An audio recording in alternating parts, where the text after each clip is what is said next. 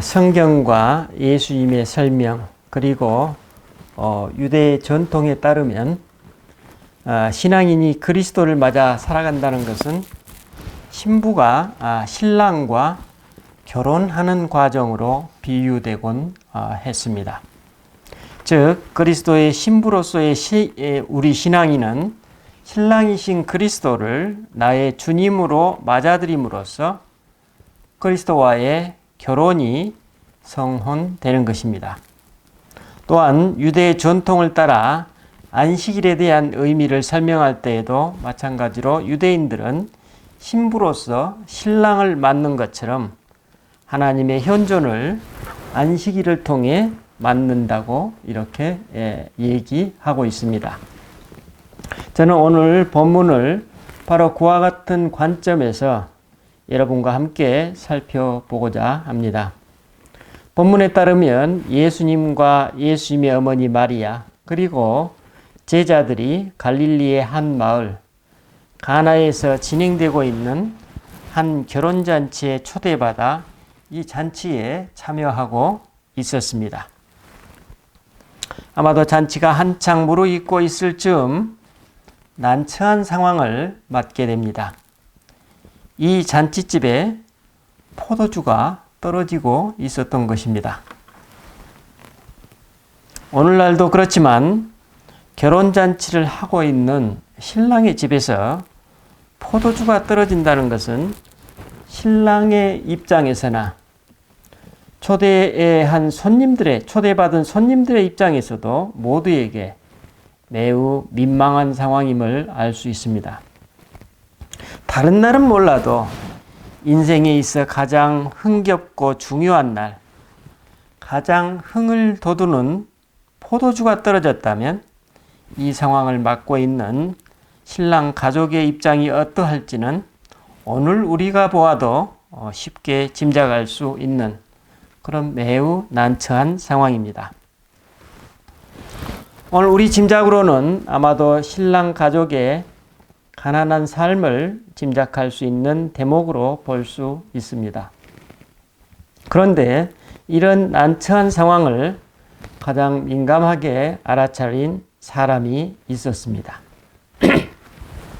그 사람은 바로 잔치에 초대받은 예수님의 어머니 마리아였습니다. 마리아는 포도주가 떨어진 이 사실을 알자마자 예수님께 지체 없이 말합니다. 저들에게 포도주가 없다. 매우 단순하고 직설적인 표현입니다.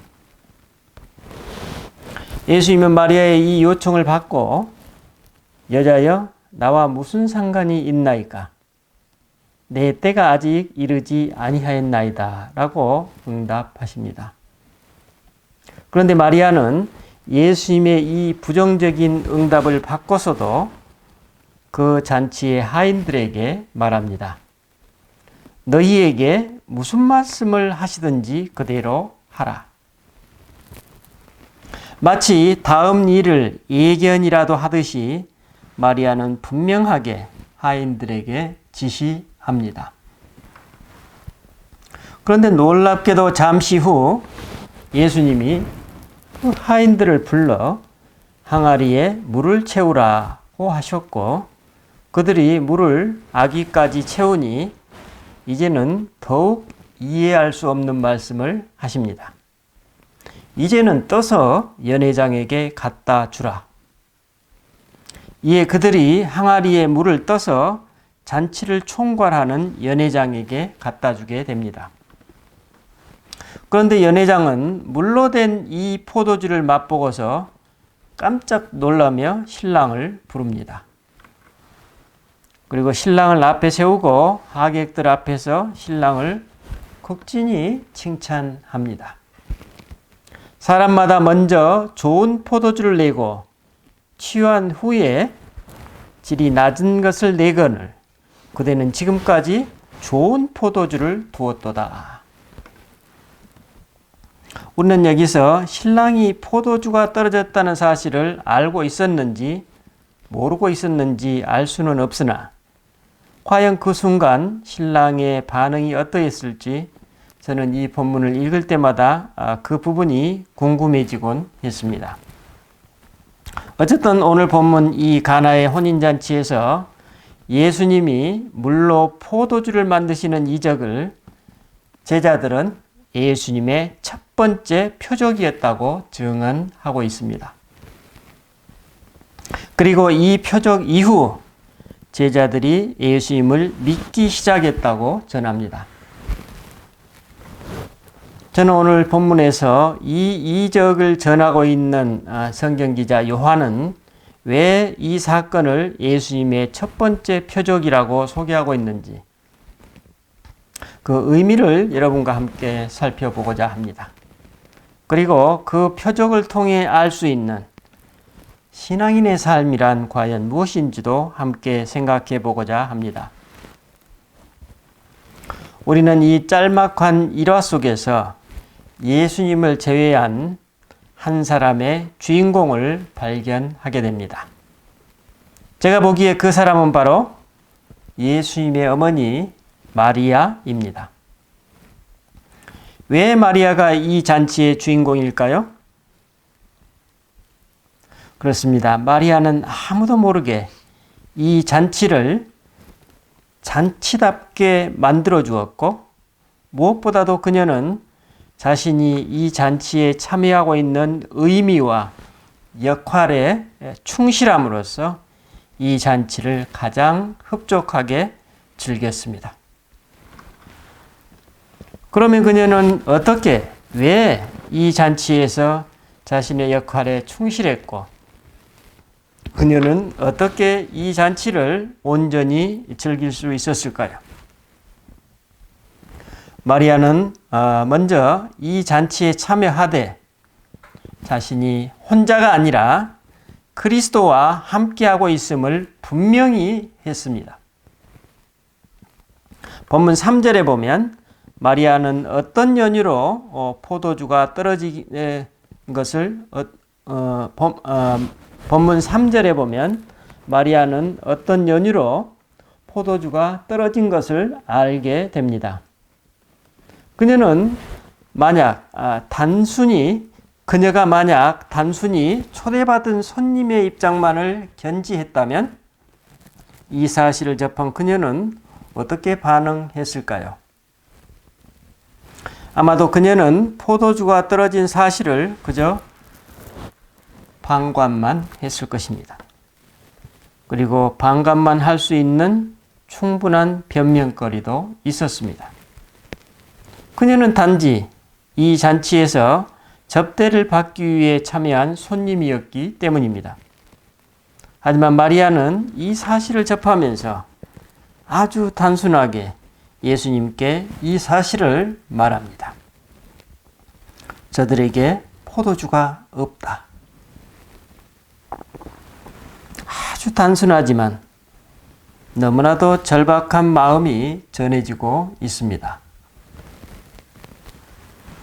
그녀는 이 절박한 순간을 자기 홀로 느끼면서 괴로워한 것이 아니라 지금 그녀와 함께 이 잔치에 참여하고 계시는 그리스도와 자신의 진실을 나누고 있는 것입니다. 그런데 예수님은 그녀의 진실에 쉽게 동의하지 않으십니다. 뭐라고 말씀하십니까? 여자여, 나와 무슨 상관이 있나이까? 내 때가 아직 이르지 아니하였나이다. 예수님의 이 응답을 메시지 성경은 다음과 같이 번역하고 있습니다. 어머니, 그것이 어머니와 내가 관여할 일입니까? 지금은 나의 때가 아닙니다. 재촉하지 마십시오.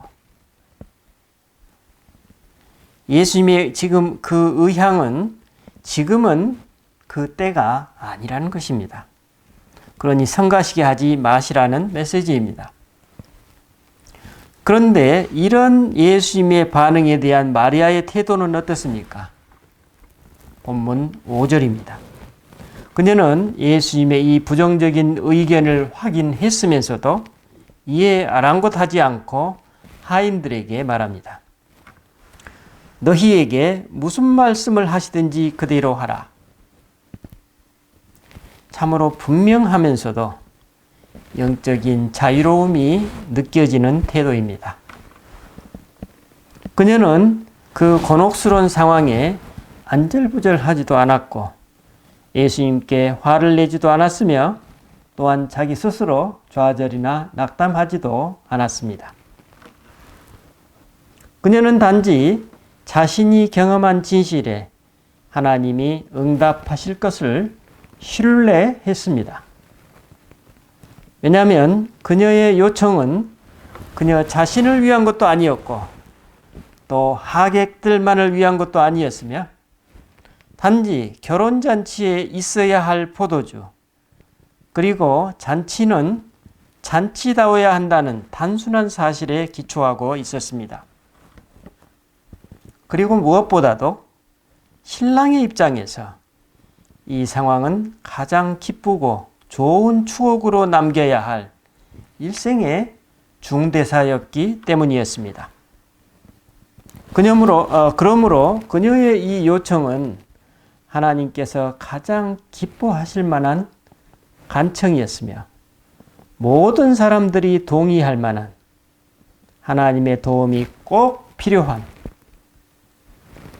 그래서 하객들이나 신랑 신부에게 매우 난처한 상황이었기 때문에 반드시 응답하실 것이라는 그녀의 믿음이 깔려 있음을 알 수 있습니다. 이 모든 일련의 상황 속에서 마리아는 순간순간 깨어서 관상적 태도로 그리스도와 함께 그 잔치에 머물렀고 단지 자신이 할 수 있는 역할을 했던 것입니다. 이것이 무엇입니까? 하나님께서 마리아를 이 잔치에 보내신 이유입니다. 이처럼 일상의 삶을 관상적 태도로 대하고 응답하는 사람들은 그들의 갈망, 그들의 느낌, 그들의 모든 반응과 태도가 바로 하나님을 향한 그들의 기도이고 그 하나님께 대한 그들의 응답으로 볼 수 있습니다. 마리아는 어떻게 이런 삶을 살아갈 수 있었을까요? 그렇습니다. 그녀는 그리스도를 자신의 몸으로 낳은 것입니다. 마음만으로, 의지만으로 낳은 것이 아니라 몸으로 낳은 것입니다. 우리는 그리스도를 이렇게 낳는 것을 소위 신학적으로 육화라고 말합니다. 말씀의 육화입니다. 우리 신앙인이 이처럼 나의 온 존재와 삶을 통해 그리스도를 낳으면 이런 삶, 이런 육화된 삶을 선물로 받는다는 메시지입니다. 바로 이것이 이 땅에서 누리는 하나님 나라이고 바로 이런 삶이 이 땅에서 우리 인간이 누릴 수 있는 가장 큰 선물, 가장 복된 삶, 가장 의미 있는 삶이라고 예수님이 말씀하셨습니다. 이런 그녀에게 예수님이 어떻게 응답하십니까? 마리아의 사심 없고 진정성 있는 간청에 예수님은 정확히 응답하십니다. 예수님은 하인들을 불러 항아리에 물을 가득 채우라고 명하십니다. 그러자 하인들은 항아리가 넘치도록 물을 가득 채웠습니다. 하인들이 물을 가득 채우자 이제는 그것을 떠서 연회장에게 갖다 주라고 말씀하십니다. 당시의 연회장이라면 오늘날 잔치집에서 그 잔치를 흥겹게 리드하고 그 행사 전체가 잘 진행되도록 기획하고 총괄하는 사람이었을 것입니다. 아마도 그 하인들이 연회장에게 새로운 포도주를 갖다 주는 것은 이제 이 잔치의 흥이 무르익어서 후반부로 접어들은 새로운 국면이었음을 알 수 있습니다. 그러므로 이 포도주는 잔치가 새로운 국면으로 넘어가는 시그널이 되었던 것입니다. 바로 이런 맥락에서 연회장은 물로 된 그 포도주를 맛보고 신랑을 부르게 됩니다. 그리고 신랑을 자기 앞에 세우고 하객들에게 말합니다. 사람마다 먼저 좋은 포도주를 내고 취한 후에 낮은 것을 내거늘 그대는 지금까지 좋은 포도주를 두었도다. 조금 전까지 짓누르고 있었던 어색한 상황이 완전히 반전되는 순간입니다. 여러분, 신랑은 연회장의 이 칭찬을 듣고 어떤 반응을 보였을까요? 신랑이 만약 포도주가 떨어지고 있다는 사실을 사전에 알고 있었다면 그는 아마도 내심 안도하면서 도대체 누가 도움의 손길을 주었는지 궁금해 했을 것입니다.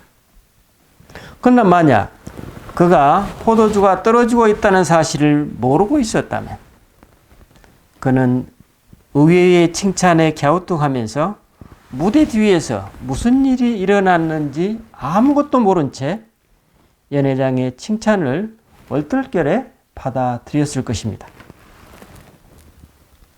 동시에 이 장면을 무대 뒤에서 바라보고 있는 마리아가 느꼈을 그 마음은 어땠을까요?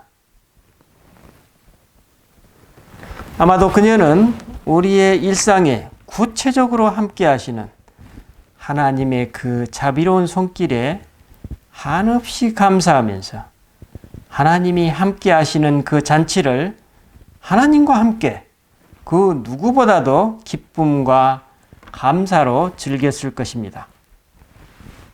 그러므로 오늘 본문이 주고 있는 메시지는 만약 오늘의 혼인잔치의 주인공인 신랑이 마리아와 같은 신앙인이었다면 그도 마리아의 경험을 했을 것입니다. 똑같이 경험했겠죠. 오늘 본문은 바로 이런 삶을 살아가는 것이 바로 그리스도와 함께하는 일상의 삶, 하나님 나라의 삶, 즉 신앙인의 삶이라고 전하고 있습니다. 예수님 바로 이런 삶을 우리들에게 선물로 주시기 위해 십자가에서 당신의 피를 쏟으신 것입니다. 당신의 피는 뭡니까? 오늘 포도주로 상징되고 있습니다. 인간으로 사셨던 예수님의 첫 번째 표징과 그분의 십자가에서 쏟은 마지막 표징은 이처럼 완벽한 쌍을 이루고 있습니다. 그리스도께서 당신의 생명을 바쳐 오늘 우리에게 선물로 주시려 했던 것이 과연 무엇이었는지 드러나는 대목입니다. 여러분, 이 시간 우리 자신의 삶을 한번 돌아보십시다. 오늘 말씀의 신랑과 같은 체험, 즉 내가 알지 못하는 시간과 장소에서, 내가 인지 못하는 영역에서 하나님의 보이지 않는 도움의 손길이 얼마나 많았습니까? 우리가 하나님 앞에서 배은망덕한 과오를 범했던 때는 또 얼마나 자주 있었습니까? 제가 제 자신의 삶을 돌아보건대 뚜렷하게 기억나는 것만 해도 손가락으로 꼽으면 금방 이 10손가락이 모자랄 지경입니다. 기다리시고 우리를 자비로운 손길, 그 하나님의 손길, 우리를 한없이 인내하시고 기다려주시는 그 하나님의 자비를 우리가 고백할 수밖에 없습니다. 이 잔치가 끝난 후 아마도 신랑은 하인들을 통해 그 포도주가 어떻게 나올 수 있게 되었는지 알게 되었을 것입니다. 그렇다면 물이 포도주로 변하는 것을 가장 가까이에서 직접적으로 체험했던 그 하인들은 그 순간을 어떻게 받아들였을까요? 아마도 그들은 순간 이해할 수 없는 이적을 보면서 자기 자신을 어떻게 봐야 할지, 또 손에 들고 있는 이 포도주를 어떻게 받아들여야 할지, 또 그 뒤에서 이 이적을 행하신 분을 어떻게 받아들여야 할지, 순간 모든 것이 멈춰버리는 혼란 속에 머물러야 했을 것입니다. 그런데 이 가나 혼인잔치를 전하고 있는 오늘 본문은 우리가 살고 있는 일상이 바로 이런 것이다, 하나님 나라가 바로 그런 것이라는 메시지를 전하고 있습니다. 우리 흔히 하는 말로 이 세상에 이적 아닌 것이 어디에 있습니까? 모든 것이 신비이고, 즉 우리가 살고 있는 삶의 신비이고, 무엇보다도 우리 존재의 중심에 그리스도께서 주인 되신 것이 신비 중의 신비임을 보여주고 있습니다. 그리스도께서 내 존재와 삶의 주인이 되신 것은 물이 포도주로 변하는 것보다 훨씬 더 깊고 알 수 없는 신비일 것입니다. 여러분, 오늘 나는 하나님의 손길을 어디에서 찾고 있습니까? 이런 존재와 신비, 삶의 신비를 사도 바울은 갈라디아서 2장 20절에서 이렇게 얘기하고 있죠. 그런즉 내가 사는 것이 아니요 오직 내 안에서 그리스도께서 사시는 것이라. 사도 바울은 여기서 기독교 신비주의의 절정을 고백하고 있습니다. 오늘 본문 마지막 구절에서 성경 기자가 다음과 같이 증언하고 있습니다. 이 표적을 갈릴리 가나에서 행하여 그의 영광을 나타내심에 제자들이 그를 믿으니라. 여러분, 이 구절에서 표적이라는 말의 뜻이 무엇입니까? 제가 이해하기로 여기서 이 표적이라는 말은 하나님의 현존, 혹은 임마누엘의 하나님, 즉 그리스도의 임재를 의미합니다.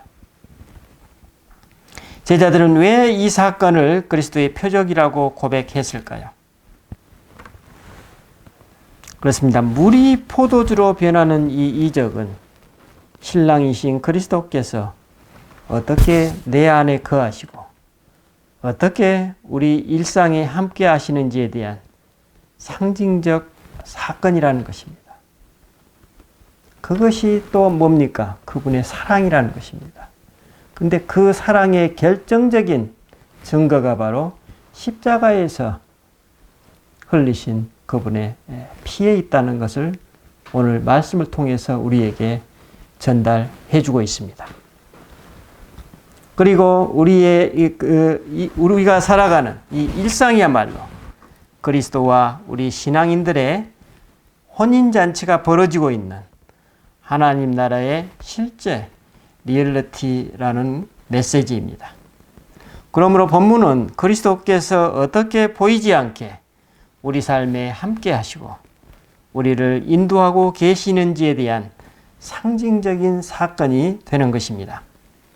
우리가 만약 이 사실을 받아들이지 않고 혹은 경험하지 못한다면 우리는 어쩌면 아직 복음이 무엇인지 잘 알지 못하고 있다고 볼 수 있을 것입니다.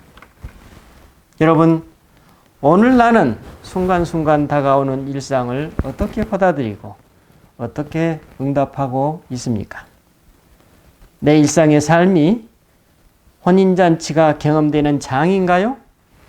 아니면 저 멀리 떨어져 계신 하나님을 홀로 애처롭게 구하고 있나요? 여러분, 하나님은 이미 여러분과 함께 하고 계십니다. 기도하십시다. 주님, 우리는 일상 속에서 포도주가 떨어져 간다는 느낌을 늘 경험합니다. 염려와 불안과 걱정과 그런 감정들의 연속입니다. 하지만 우리는 그때마다 하나님께서 나와 함께 하시지 않는다고 섭섭해하거나 혹은 불평을 하곤 합니다. 그런데 오늘 말씀의 마리아는 예수님의 그 거절에도 불구하고 추호의 흔들림도 없이 응답을 미리 준비하고 있었음을 발견합니다. 왜냐하면 마리아는 이미 그리스도를 자기 안에서 육화했기 때문입니다. 주님, 우리도 매일매일 그리스도를 내 안에서 육화시키는 노력을 게을리하지 않게 하옵소서. 그래야 마리아처럼 하나님 거절을 느끼는 순간에도 그의 아랑곳하지 않는 믿음을 우리에게 심어 주시옵소서. 그래서 우리 일상의 삶이 늘 그리스도의 현존이고 하나님 나라이게 하옵소서. 감사드리고 우리 주 예수 그리스도 이름으로 기도드립니다. 아멘.